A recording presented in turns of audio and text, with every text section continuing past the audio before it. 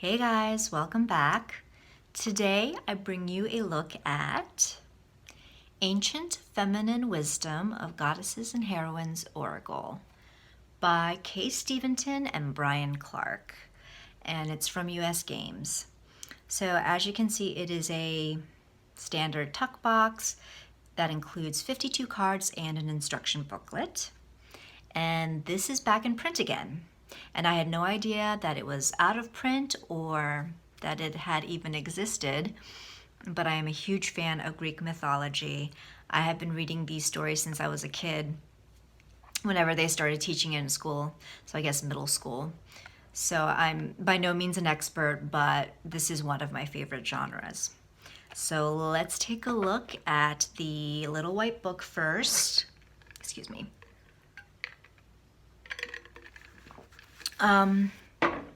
It's pretty standard, about 60 pages, and I'm gonna tell you right off the bat that the organization for this book sucks. And this is because what they've done is they have grouped the cards into these categories. So, for instance, the first category is the first goddesses, and then you have the Olympian goddesses, and so on. So I believe there are like 6 or 7 groups. And the problem is that, I don't know if you can see, but the way they have organized this is that within the group, they do not even alphabetize the card names, nor do they provide key or number references. These are just page numbers. So you cannot reference these cards either by number on the card that corresponds to the book or by alphabetical order. So what I ended up having to do was to put the page number of the card, page number from this book, on the card, like in the corner, really small.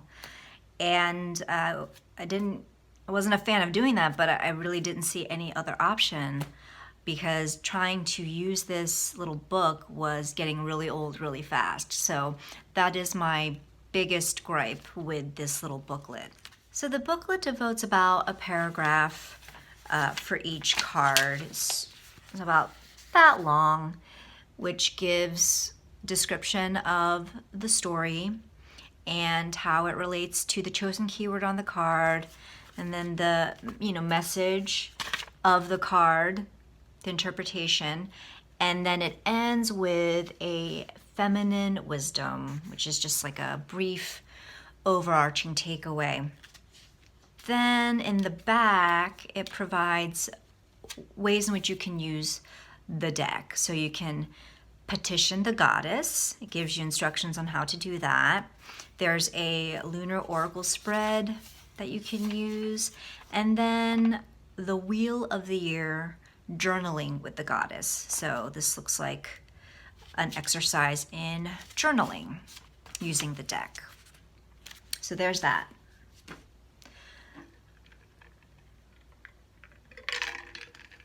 Okay, on to the cards. Here's the here's the back, which I think is lovely. I enjoy the color scheme. And I don't know if you can see embedded in the smoke are the words past, present, and future. The cardstock is, honestly, I feel like it's different from traditional US game cardstock. I know a lot of people are a fan of US game cardstock. I personally find it a little on the stiff side because I am a riffle shuffler and a bridger. But this has been a dream to riffle, shuffle, and bridge. So it feels a little different to me, just a little more bendy and flexible than what I'm used to from US games. I have put the cards back in order so that you can see how they're grouped into each of these categories. So we'll begin with the first goddesses. Gaia, abundance. Mnemosyne, memory.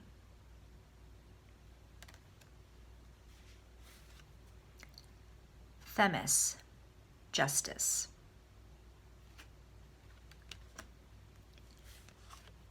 Metis, wisdom.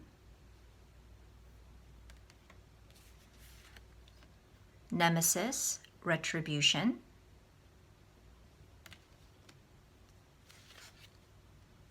Selene, reflection.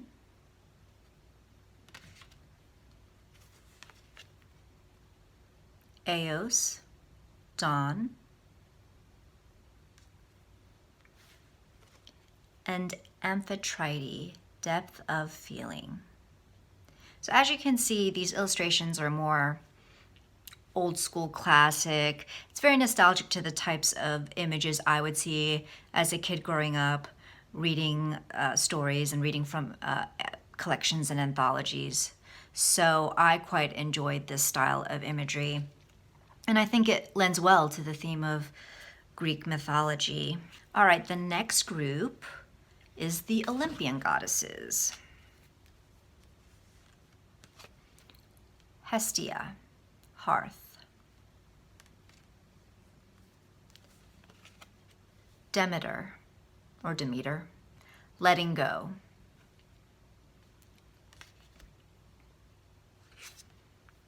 Hera, social rituals.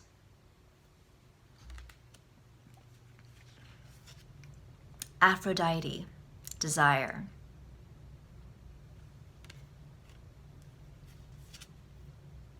Athena, strategy.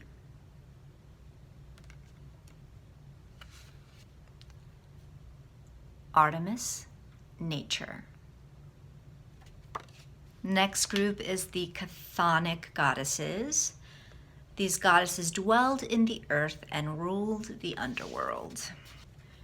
Eurynome, creation. Cybele, fertility. Hecate, crossroads.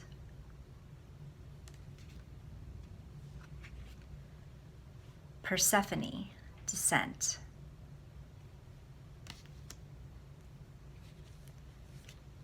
Circe, enchantment.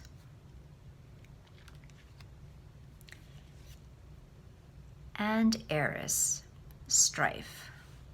So Eris, the story of Eris is one of my favorites.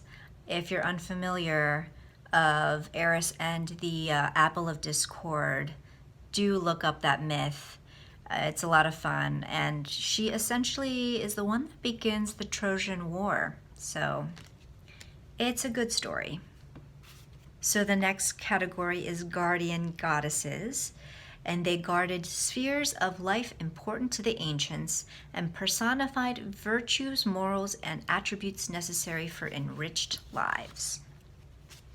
Nike, victory.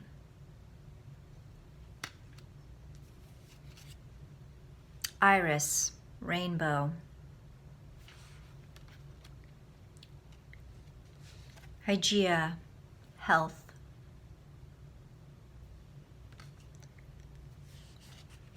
Harmonia, harmony.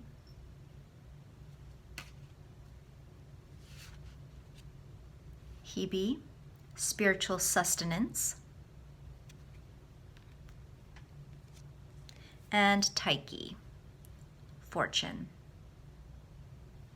The next category is the heroine's journey. Psyche, soul awakening.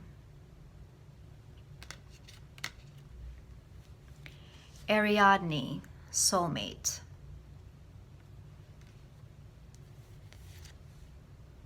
Pandora, gift of hope. And Medusa, transformation. This one I took a little bit of issue with in terms of how they described it in the little white book. So let me just read you really quickly. It says, when Athena discovered Medusa ravaged in her temple, Athena cursed the maiden, making her face so terrifying that whoever gazed on it turned to stone.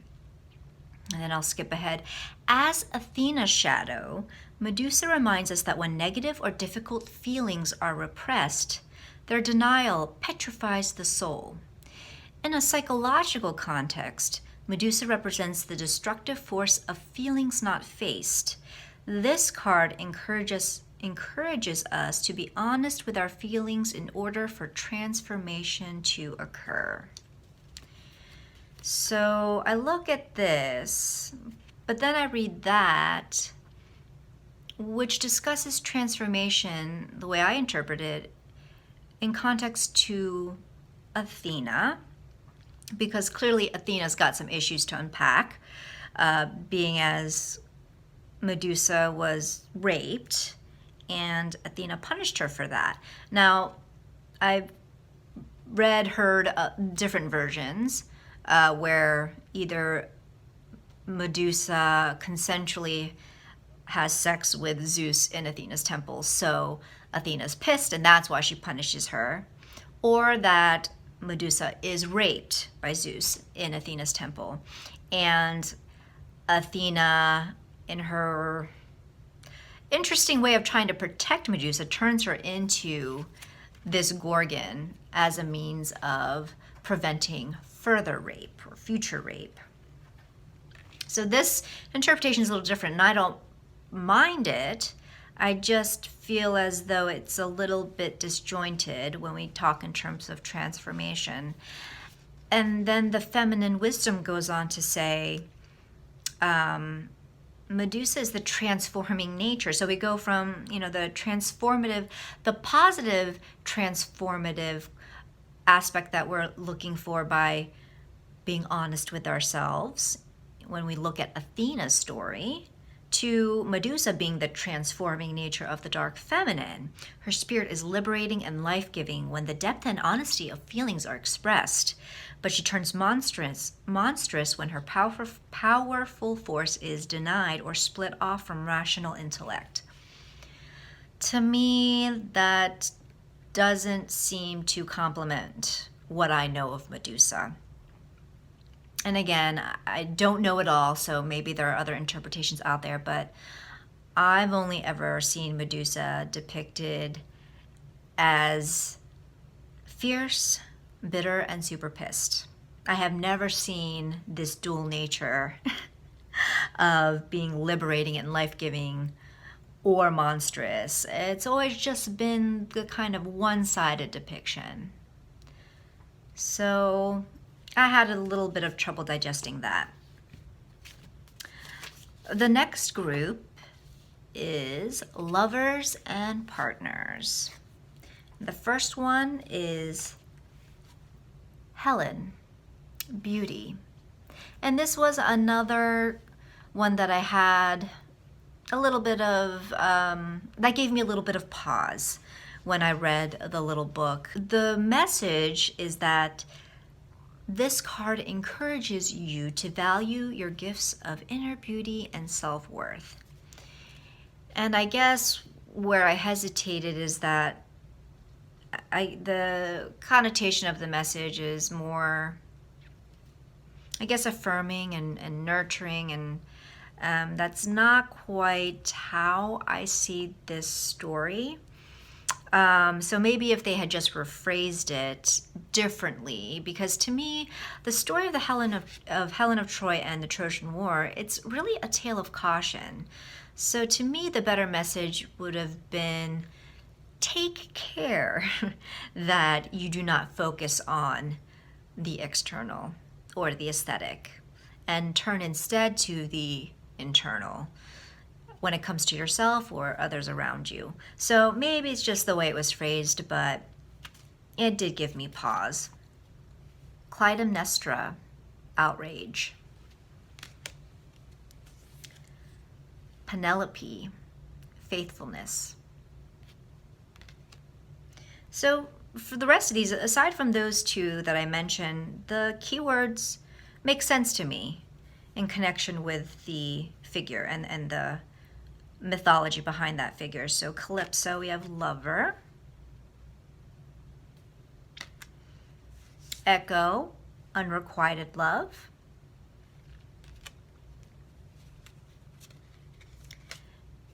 and Galatia, triangle.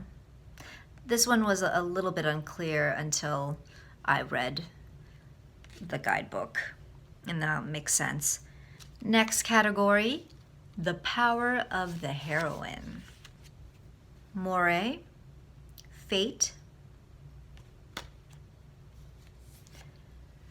Medea, magic, Pythia, prophecy, Cassandra, intuition, Pheme, fame,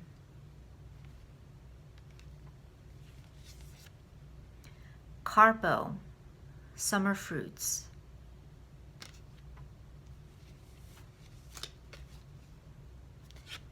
Maenads, revelry, Flora, renewal.